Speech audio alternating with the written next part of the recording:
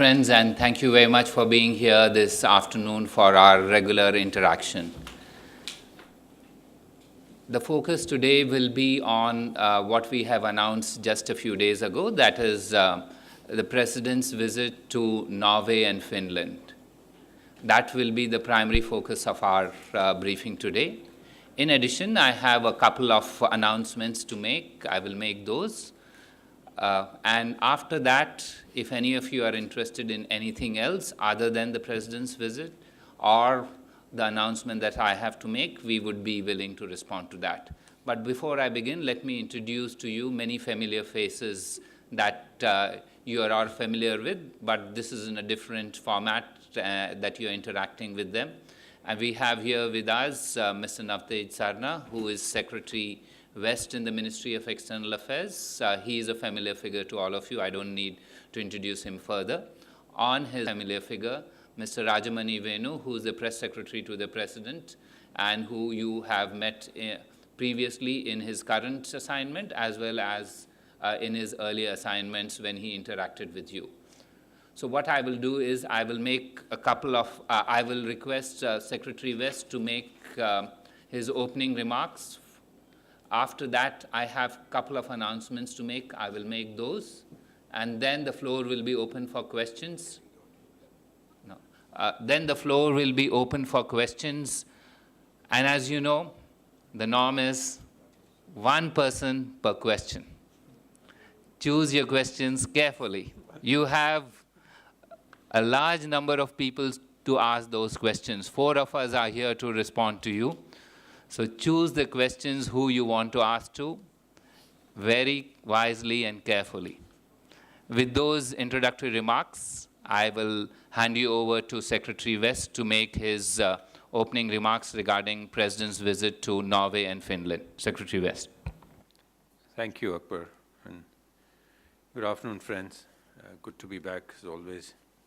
I'll just run through the basic elements of the 2 visits, and then we can see if you'd like any more detail on. I don't want to overload you with things. I'm not even sure how many of you are actually traveling, but I presume some amongst you are. So let's start with Norway first. Honorable President leaves on 12th October and reaches there the same day. He'd spend the best part, all of the 13th and the best part of 14th in Norway.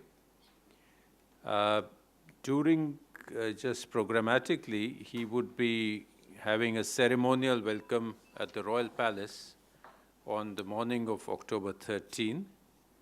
And then he will visit the Akershus Fortress, where there's the Norwegian National Monument, where a wreath will be laid. He'd also visit the Storting, which is the name for the Norwegian Parliament, and have a meeting there with the President of the Storting. From there on, he visits a few places for different purposes. Very interesting is that he will visit something which we call the Fram Museum. The Fram Museum, he would be able to speak on a video link to our scientists up on the Arctic station Himadri, which was set up in 2008. And he would also speak to some PhD students who are working at the University of Svalbard. Svalbard, as you know, is an island right up there, halfway to the North Pole from Norway, and that is where the Indian station is located. He would have discussions with Their Majesties, King and the Queen. There would be lunches, banquet.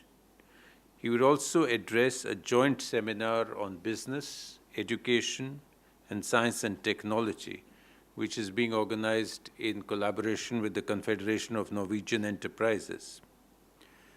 He is being accompanied, not on flight, but the visit is being accompanied by a large number of businessmen and industrialists. I think it's 45 Some of them, most of them would carry on to Finland, but that's where we start. And he's also been accompanied by senior educationists. So they would be having their respective dialogues there, along with science and technology, in particular earth sciences. I can give you more details if you want on that. He would be having delegation-level talks, meet the Prime Minister of Norway, and he would also visit the famous Munch Museum for the Norwegian painter Edvard Munch during the visit. In terms of the relationship and the importance of the visit, I'd like to add that this is the first ever visit of the head of state of India to Norway. We have had visits from their side, of the Crown Prince most recently. We have had prime ministerial visits, but this is the first visit of the President of India. The relationship has been cordial and problem-free, and there are basic commonalities in terms of the value-based governance and political philosophy in terms of rule of law, democracy, human rights, and so on. There have been several ministerial visits from the Foreign Ministry as well as from other ministries. There is, in bilateral terms, the trade is about $1 billion, and the potential is much more, given Norway's extremely rich resource base, as well as other endowments. There is the basic structure of the relationship in terms of bilateral frameworks, in terms of Joint Commission, working groups, is all in place. There are several Indian companies which are active in Norway, particularly in the IT field and in energy, new and renewable energy, as well as in fishing. There's particular interest in deep sea fishing. Norway is one of the countries who have tremendous expertise and technology, very expensive technology, which takes for deep sea fishing, including, for instance, krill fishing, which is done in the Antarctica down there. And we are looking at ways and means to see how we can cooperate with them in this regard. There is huge potential for attracting investment from Norway to India, both in the infrastructure sector and other sectors. Norway runs what is called the pension fund. The Norwegian pension fund is the largest in Europe. It is about $850 billion. And some amount of this, a very small amount, is presently being invested in India, I think $4 billion. But there is a commitment to raise it to $20 to $40 billion, and we want to see how we can push that further and in which sectors we can do that.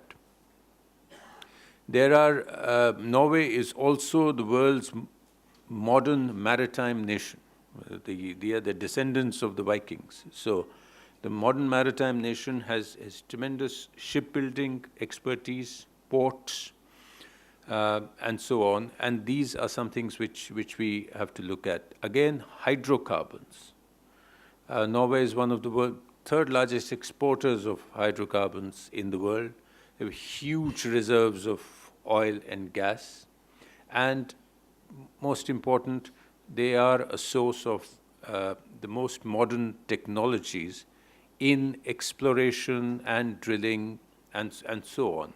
So many of the businessmen and industrialists whom the President incidentally had a detailed meeting with early this afternoon, would be looking at these aspects also. A number of agreements would be signed during the visit. I won't go into details, but just to tell you that they would cover education, they would cover trade, as well as cooperation in several other areas. You have a list?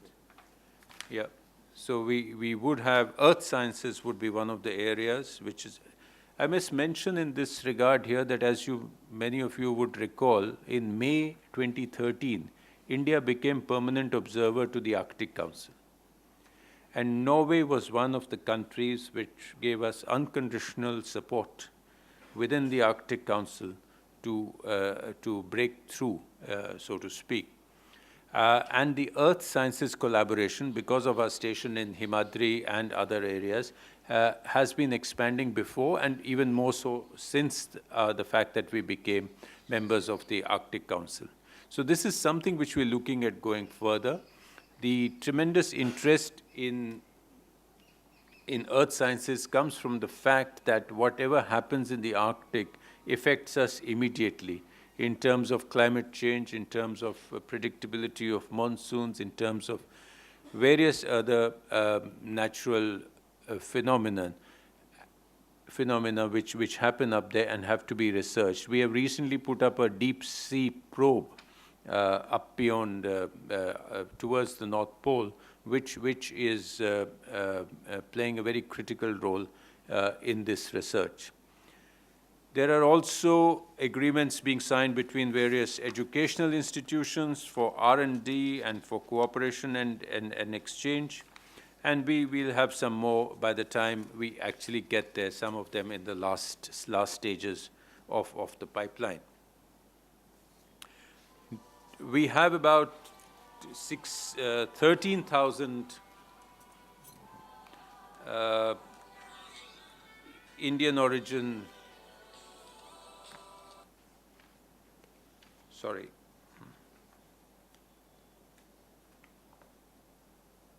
We have about 13,000 people of Indian origin there, and the President will be meeting a selection of these during his visit.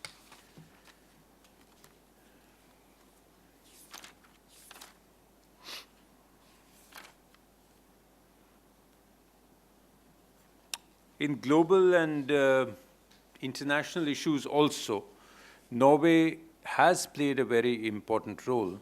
For your background, I may tell you that although Norway is not a member of the EU, it is very active in the international arena. They have expressed support for permanent expansion, or permanent and non-permanent expansion of the Security Council, as well as for India's candidature. They have helped us in the Arctic Council. They have been helpful and supportive as members of the NSG. And this is something which, again, we will be pushing with Norway and seeking their support for India to get its rightful place in other international fora. Norway is also a destination for our skilled manpower, whether they be IT or in other areas. And Norway also has a tremendous capacity to import, because they have decided, they are a country which depends heavily on imports rather than exploit manufacturing there, and therefore there is tremendous potential there for expanding our exports. I'll stop there because I see your eyelids drooping now, so that is always a good sign.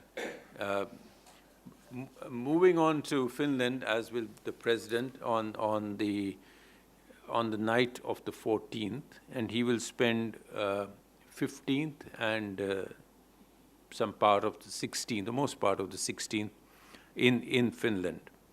In terms of program, he will. This of course is the third visit of a president to Finland. President Giri visited in 1971. President Venkatraman visited in 1988. There have been prime ministerial visits from both sides. Some of you would recall the momentous year 2006 in our bilateral relations, in which both prime ministers exchanged visits within the same year. And there have been any number of ministerial visits. Finland, in contrast to Norway, is a member of the EU. and has been there since 1995. So in Finland, we also have a reliable trade partner, heavily industrialized in a very, very green way, country, which is an important member of the EU. We have $1.5 billion of trade. I believe there are about 100 and more Finnish companies in India which are working here, and including in R&D. India is one of the centers which hosts one of the 5 global centers of innovation run by Finland called FinNode. And this is, one of them is based in India, which helps innovation in biotech, energy, etc., for Indian entrepreneurs to work system-wide with Finland. In terms of the program, after the official welcoming ceremony, there will be delegation-level talks. The mayor of Helsinki will host a lunch for the Honorable President. He will there will be meetings of the business delegation and the Indian community. There will be a visit to the Parliament of Finland, and where he meets the Speaker and other parliamentarians. He then goes to lay a wreath at the Hietaniemi Cemetery, which is a national monument there for people who lost their lives in the wars. And then he would visit a town which is across the Arctic Circle. This would be the first time the President of India actually steps across the Arctic Circle. The town is called Rovaniemi, Rovaniemi. And this is where he visits Santa Claus Village. So this is an actual village where Santa Claus lives. There's a Santa Claus post office, there's Santa Claus house, and various things. So those of you who are not going with us are really going to miss out on something. Well, we'll be back in time for Christmas. Yeah. Right. So that'll be in terms of the program. I've told you bilateral relations, in terms of international issues, etc. Finland has been very supportive of India on the nuclear suppliers group issue in the IAEA, on UN Security Council reforms, as well as for our entry into the Arctic Council. A number of agreements, once again, covering, again, education, energy,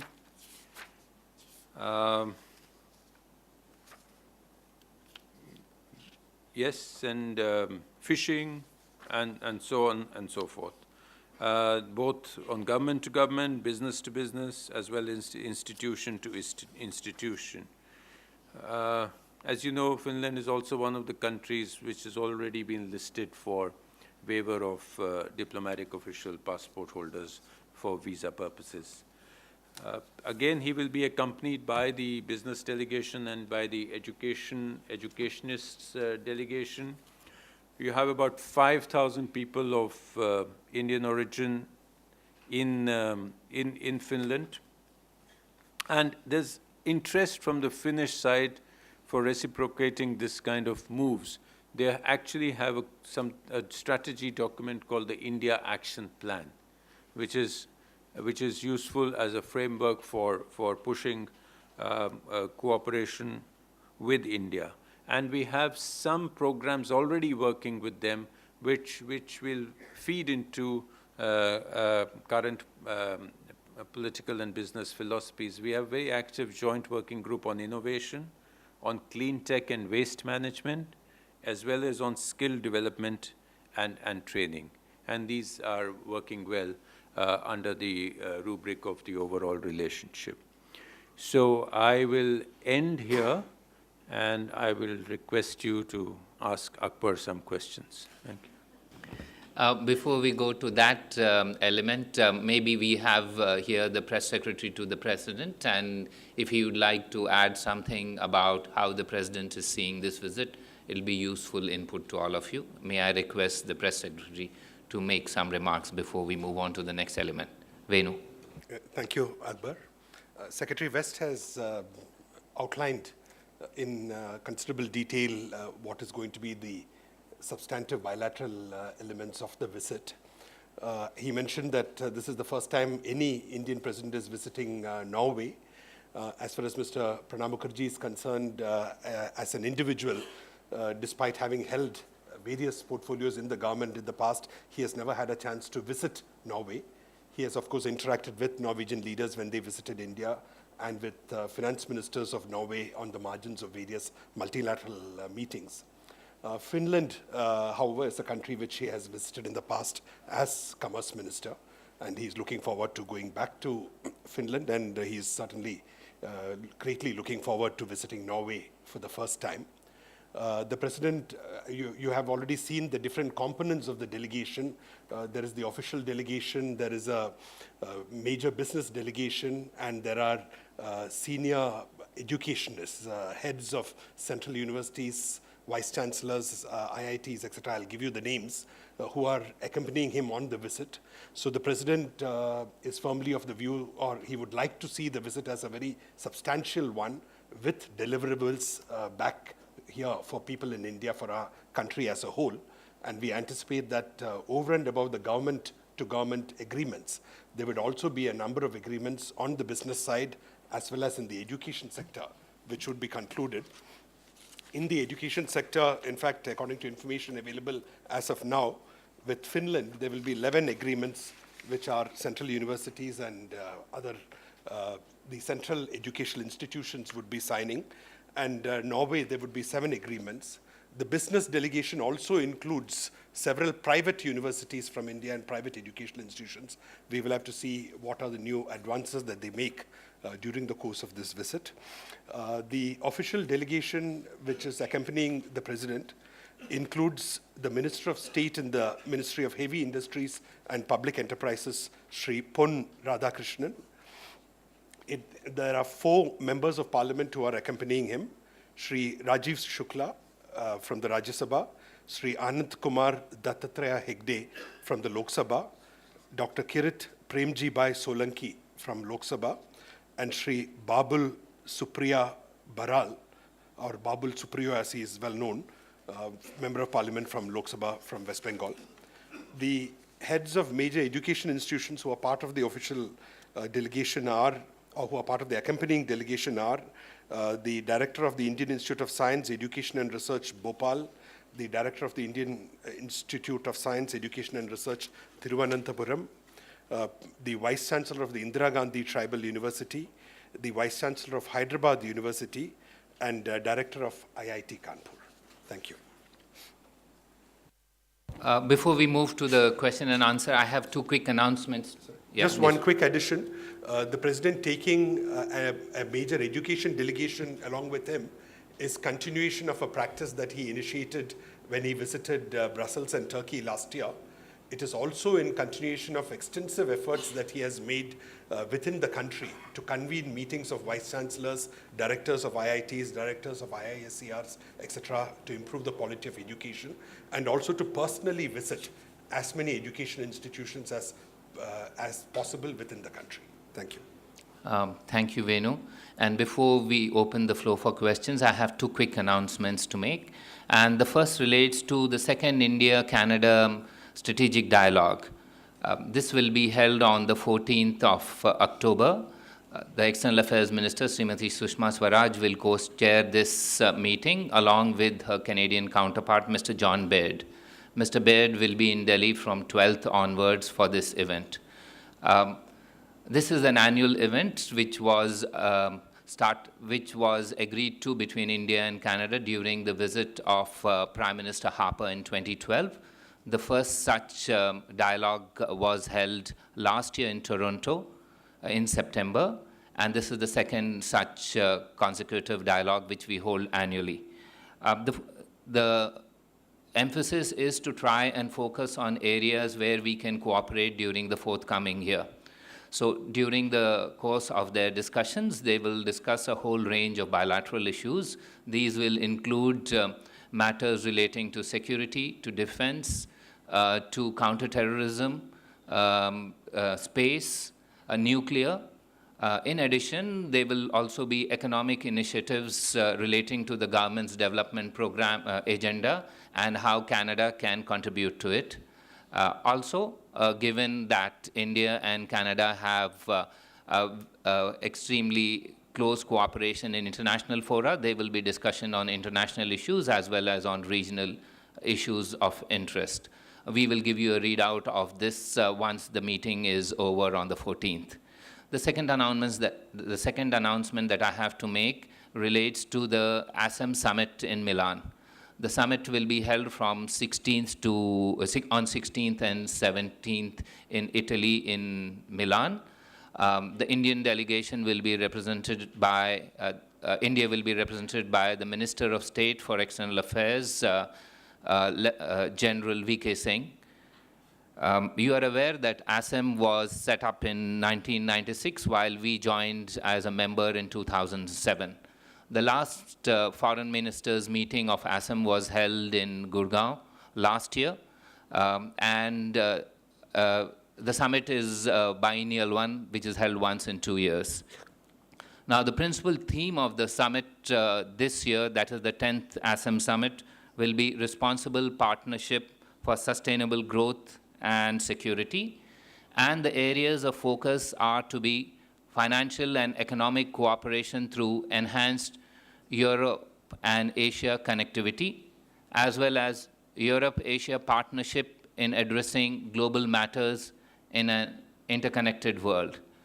As far as India's approach is likely to be, we will emphasize that connectivity should not be limited merely to geographical connectivity, but should have connectivity of institutions, people-to-people ties, and systems, so that Asia and Europe work as a bridge with each other.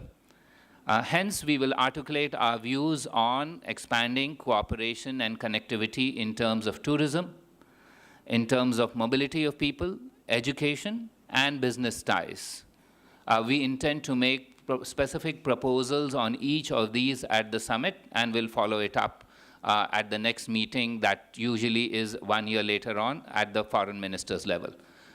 These are the two announcements that I have to make, and now the floor is open for questions. We will go in a sequential manner. That is, first, any questions that you would like to relating to the President's visit to Norway and Finland, followed by the two announcements I have made, and if any of you are interested in anything else after that, I'm willing to answer those questions too.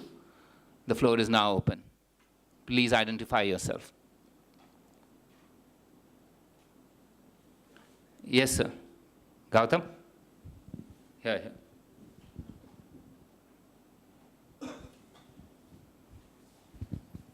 Sir, presently, the question to Navtej, presently India's interest in the Arctic region so far is scientific research, and etc. But now, in many countries have become a permanent observer. They are not looking at only on the scientific issues, rather they are exploring the possibility of extracting, the resources from the Arctic region. So how India looking at the Arctic region's possibility in future, whether India is also playing a role, or competing with those countries, or India's interest will be limited to only scientific exploration?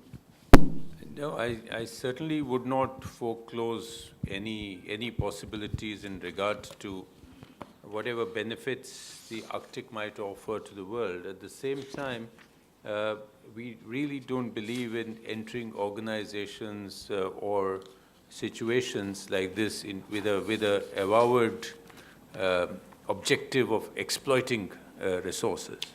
So I think we have to work very carefully in the Arctic Council. It's a very delicate, fragile environment. We have to work with full sensitivity to the people of the countries of the Arctic Council, who are the Arctic members. Not only the states that are involved, there are also the various indigenous populations in the Arctic who are permanent participants as against observers in the Arctic councils. We have to keep their interests in mind. So certainly we will go along with the Arctic Council as it opens up different areas, as different possibilities open up. We don't, much of this is also theoretical, that if the ice melts, there will be shorter maritime routes. Well, if there are shorter maritime routes and they work, then normal economic considerations will be seen, and along with the various laws, the law of the sea and other laws that will prevail over that time. So without ruling out anything, I would like to underline that our focus at the moment is scientific and technological and earth sciences oriented, because it is very difficult terrain, and we have to see how the other countries approach it also. Sir, Mukesh Kaushik from UNI. Sir, as you mentioned that a president would be visiting Santa Claus village, would he be carrying some return gift for Santa Claus from India? A return gift always depends on the gift. If there is a gift, there will be certainly a return gift, but maybe Venu has something to add to that. No, I would just like to say that today our relations with all major countries in the world are a two-way street. We are investing in these countries, we are buying technology from them, we are engaging in trade both ways. So the relationship between India and Finland certainly involves India contributing as much to Finland, as much as receiving from Finland. Manish?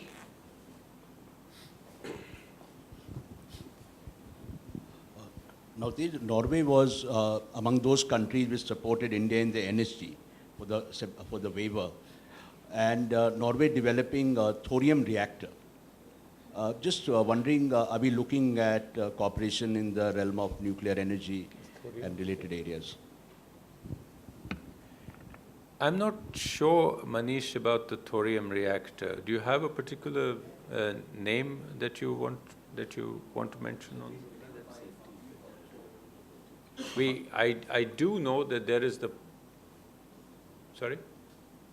I do know that there is the possibility under consideration of cooperation in nuclear safety issues in the Haldrin reactor project, and we hope to push these discussions further. Anyone else on these issues? Yes. If not, are there any questions on issues relating to the two announcements that I made? Just before you go, if I may put a correction there, I did mention that we are talking about diplomatic passport holder visa waiver in relation to Finland. What I meant was visa on arrival, because the diplomatic passport waiver already exists. So, yeah, that is still under negotiation. The visa on arrival Finland is one of the countries on the list already, and that is what is to be noted. Anyone else on any question relating to Norway and Finland? Yes, sir. Just about the Canadian Foreign Minister's visit, you said how the Indian government is looking towards Canada to further the government's economic agenda. Any particular government schemes that you have in mind? Any recent schemes that the Prime Minister may have spoken about? Yes, two areas that we are focusing on. One is skilling. We already have a memorandum of understanding with Norway on this, with Canada on this. However, Canada has some of the best technical institutes system, and we are looking towards working with Canada on specific projects of skilling in India. That's number one. Number two is Prime Minister's focus on those 500 Indian cities where he wants to focus on urban planning and improvement in urban living conditions. So this will be another area of focus, urban planning and improvement of living conditions in 500 cities which have a population of more than 1 lakh. Number 3 is smart cities. These are the 3 areas which we would focus in our forthcoming discussions with Canada on in terms of Prime Minister's immediate priorities for economic development in India.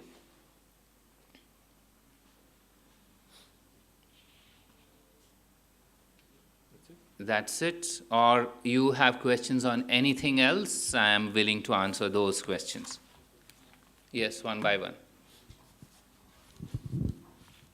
My name is Faraz Ahmed and I am from Lokmat.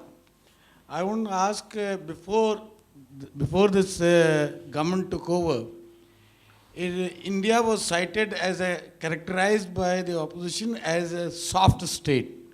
And the previous government was blamed for that. Now that we have a strong government here, when do we expect and how do we expect a befitting reply to Pakistan? I mean, I think what has been responded to is already a befitting reply. Let me finish. You've had your chance to speak. Let me try and explain our approach to the issue that you want me to respond to, and I will respond to. But please give me time to respond to a question that you have thought about. Now, let me try and place our views on this matter so that you all understand where we are coming from. You are aware that the new Indian government was always serious about a bilateral dialogue with Pakistan. We had also made it clear that such a bilateral dialogue would be in a peaceful atmosphere and without the shadow of terrorism. You are also aware that from the first day that this government took office, we have shown a readiness to take the first step and engage with Pakistan in a peaceful manner. But what have we received in return? Somebody was talking about return gifts. It is there for all of you to see. A media spectacle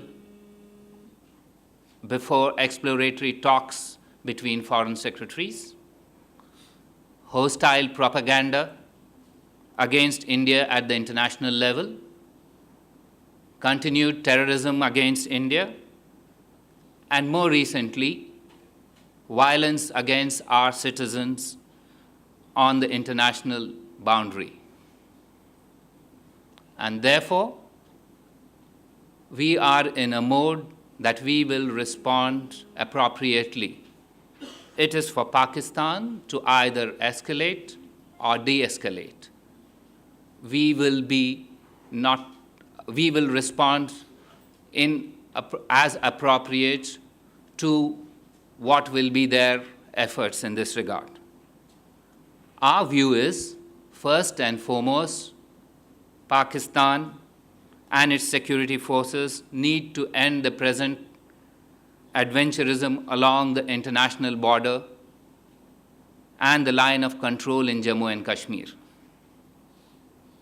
Peace and tranquility along the international border and line of control needs to be completely restored so that our civilian populations can return to their homes and their lives.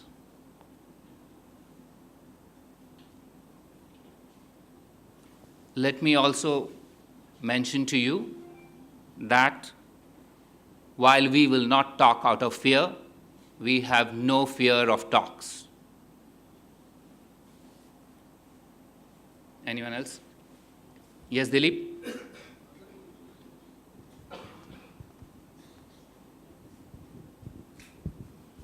Sir, अब से कुछ देर पहले पाकिस्तान का एक बयान था कि भारत को जो सिचुएशन है वो एस्केलेट नहीं करनी चाहिए और दोनों न्यूक्लियर पावर हैं, एक तरह से एक थ्रेट है न्यूक्लियर पावर होने का पाकिस्तान की तरफ से। आपका व्यू पॉइंट इस मसले पर? दिलीप, मैंने अभी जवाब दिया है, D escalation is now entirely in Pakistan's hands. Yes, sir. I am Abhishek from PTI. I have a small question. This Pakistan is alleging that it was India which started this shelling. So how are we going to take that?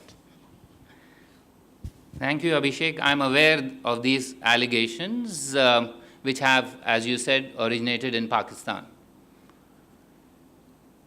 Well, let me try and say what I have to say on that. And that is, I have just to recall something, that these allegations are being made by those that harbored the Al-Qaeda chief Osama bin Laden for over a decade at a military garrison town inside Pakistan, while telling their Western partners who provided them assistance and military aid that they were supporting the global war on counterterrorism against Al-Qaeda. I rest my case beyond that. Yes, sir.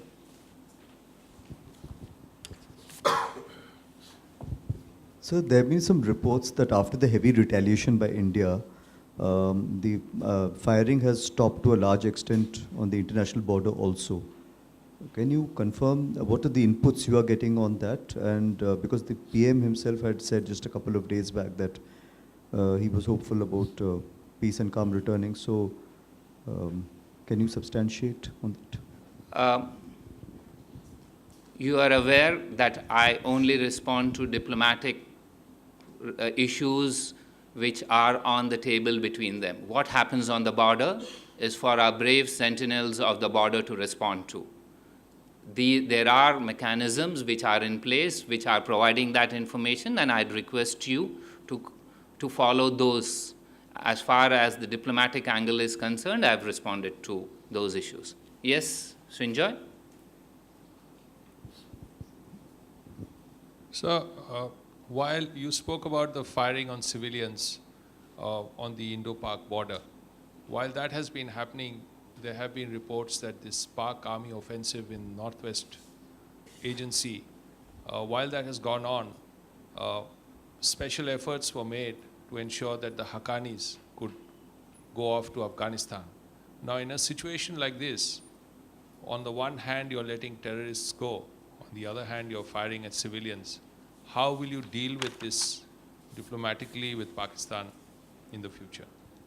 Srinjoy, I think I answered about the track record on this issue when somebody asked me what was my response to allegations that it was India which was provocative. I've explained the track record of those who were trying to blame us without any basis of that. I don't think I need to repeat that, but I've explained our view on exactly those lines.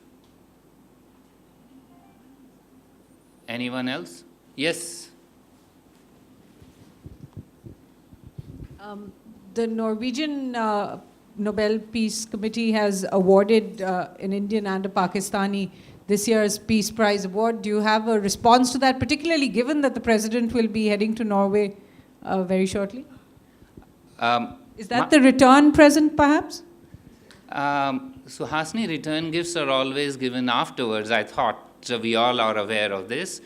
Maybe you may like to rephrase that question. But that said, I think the President has already issued a statement on this, and I would draw your attention to that statement, which is now already in the public domain. And if you would like, I'd request the press secretary to read that out.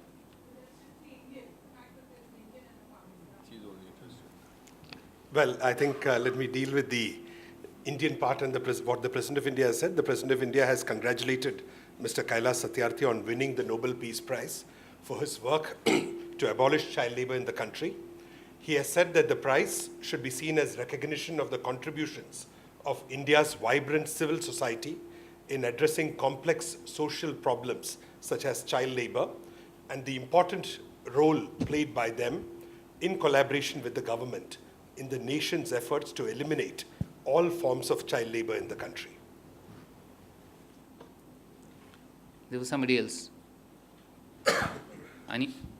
Yes, Anita, yeah.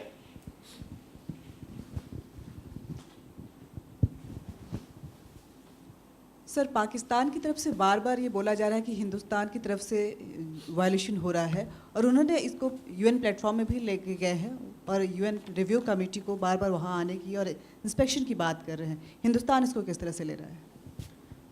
देखिए, पहले सवाल का जवाब तो मैंने दे दिया है, दूसरे सवाल का जवाब मैं देने को तैयार हूँ. और अगर आप परमिशन दें तो मैं इसको अंग्रेज़ी में कहूँ. I think you are all aware that India and Pakistan have signed the Simla Agreement and have agreed to the Lahore Declaration. Both of these bilateral agreements lay down a clear framework of our bilateral relations and how to resolve outstanding issues that exist between India and Pakistan and to build a peaceful and cooperative relationship that will benefit the people of both countries. Now, in both these agreements, clearly there is no role for third parties. UNMOGIP, as we have already said, performs no practical function along the line of control and seems to exist only to waste scarce resources. As far as we are concerned, tools of a bygone era are not going to resolve issues that we confront today. Yes, you wanted. Last question. Sir, my name is Bijendra. I am from ABP Ananda, Bengali news channel. Sir, I wanted to have one information that has Bangladesh government sought any information on the blast in Burdwan? Because many organizations from Bangladesh and citizens' name have come up. Have you shared any information? And if there, then details. Yes, I can confirm to you that the Bangladesh government has requested our assistance in this matter. We have received that communication from the Bangladesh government and have requested our concerned agencies to tabulate information and collate that so that we can share appropriately with our friends in Bangladesh. Thank you very much. With that, we come to the end of this interaction.